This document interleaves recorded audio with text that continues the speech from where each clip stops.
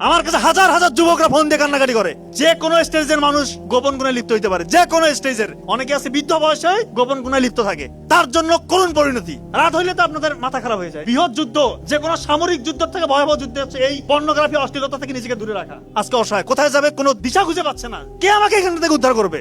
চোখের হারাম থেকে নিজেকে রক্ষা করো। চোখের হারাম, চোখের গুনাহ তোমার হৃদয়কে মেরে ফেলবে।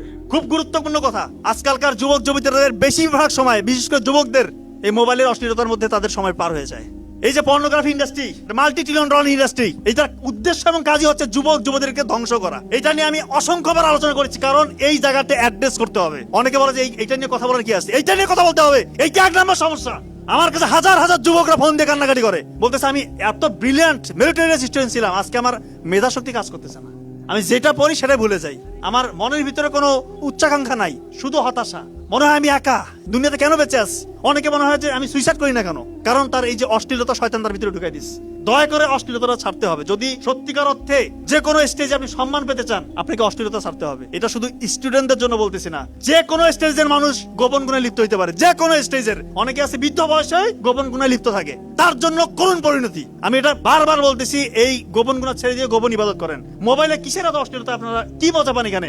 শয়তান এখানে মজা দিয়েছে। আলটিমেটলি বিয়ের পর বাস্তব জীবনে আপনারা মজা পাবেন না, বিয়েগুলোর সংসারগুলো টিকবে না। এই কথাগুলো বলতে হচ্ছে কারণ এই জায়গাটা অ্যাড্রেস করতে হবে। ফেন্সিডিল যদি একজন খায়, একজন গাঁজা যদি খায়, তাকে ধরাটা সহজ, চক্ষু লজ্জার সম্মুখীন হতে হয়, সমাজের অনেকে দেখে ফেলবে। আর এমন মোবাইল ঘরের কোণে একা বসে কি করছে কেউ জানে না, এক আল্লাহ ছাড়া কেউ দেখে না, এমন সিস্টেম চালু করে দিয়েছে। আর বেশিরভাগ যুবকরা এই নেশার মধ্যে, এই ফাঁদে পড়ে গিয়ে আজকে অসহায়, কোথায় যাবে কোনো দিশা খুঁজে পাচ্ছে না। কে আমাকে এখান থেকে উদ্ধার করবে? আমি বলতেছি, আপনারা চোখের পানি ফেলে তাহাজ্জুদে সালাত আদায় করে আল্লাহর কাছে চান, আল্লাহ তাআলা ইনশাআল্লাহ আপনার গুনাহগুলো মাফ করে দিবে, আপনাকে সব সম্মানিত করবে। মানুষ ফেরেশতা না, এই জিনিসটা মনে রাখবেন। কেউ ফেরেশতা না, মানুষ ভুল করতে পারে, কিন্তু আপনি ভুল থেকে যদি উঠে দাঁড়াতে না পারেন, তাহলে তো ভাই হইলো না। আপনি উঠে দাঁড়ান, আল্লাহকে বলেন, আল্লাহ আমি অসহায়, আমি পারছি না, আপনি আমাকে সাহায্য করেন, শয়তানের এই ফাঁদ থেকে আমাকে রক্ষা করেন। আল্লাহ তাআলা আপনাকে রক্ষা করবেন ইনশাআল্লাহ। আপনার সম্মান বহুগুণে বাড়িয়ে দিবে। এটা একটা বৃহৎ যুদ্ধ, যে কোনো সামরিক যুদ্ধ থেকে ভয়াবহ যুদ্ধ হচ্ছে এই পর্নোগ্রাফি, অশ্লীলতা থেকে নিজেকে দূরে রাখা। যে কোনো খারাপ কাজ থেকে ছুটে আসা যতটা সহজ, এই অশ্লীলতায় যারা নিমজ্জিত, যারা অ্যাডিক্টেড, এইখান থেকে বের হওয়া সব থেকে কঠিন। এই জন্য এটাতে অনেক বেশি ফোকাস করতে হবে। আল্লাহর সাহায্য ছাড়া আপনি কোনোভাবে বের হতে পারবেন না, কারণ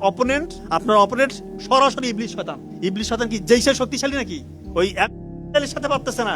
আর ইবলিস শয়তান হচ্ছে তাদের আব্বার আব্বা, এত শক্তিধর, তো তার সাথে পারবেন এমনি, এমনি। রাত হইলে তো আপনাদের মাথা খারাপ হয়ে যায়। এই জন্য বলতেছি এটা ছাড়েন, আল্লাহ তাআলা সম্মান বাড়াই দিবে ইনশাআল্লাহ।